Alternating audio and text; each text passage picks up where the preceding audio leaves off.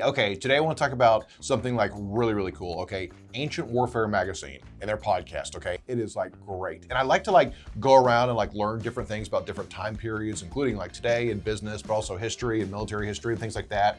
And like I was reading this like biography on like Sam Zell, one of the biggest like real estate owners in the United States, but basically he was like always talking about like learning and just continuing education and like learning about like everything he could from every time period that he could that interests him. One time the guy just took a trip to Mongolia just to like go there and be there for weeks and just learn about Mongolia. Like, that's pretty cool. But I want to talk to you today about phalangites, okay?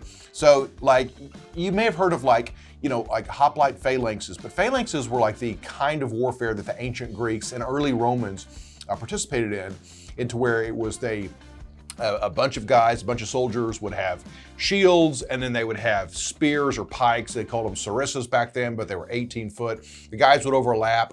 Maybe you remember the movie 300.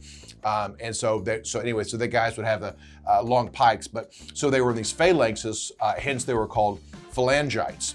And so it was interesting because they were not the most mobile kind of warrior, but I mean, if they were coming straight at you, it would be like unstoppable.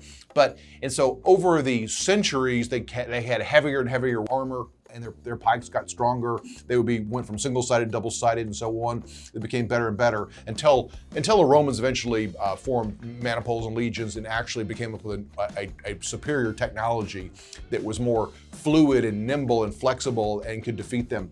But for centuries, the phalangites were the primary type of warfare. Now we look back, today we look at things through a prism of, is it light infantry?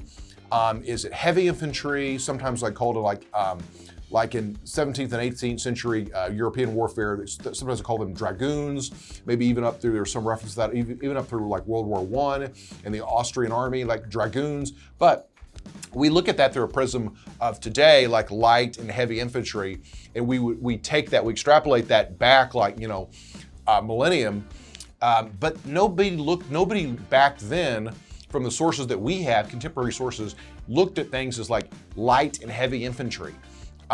So I thought before reading this, I thought like, oh my God, there's light, which is more, you know, scouts are more nimble, and there's heavy.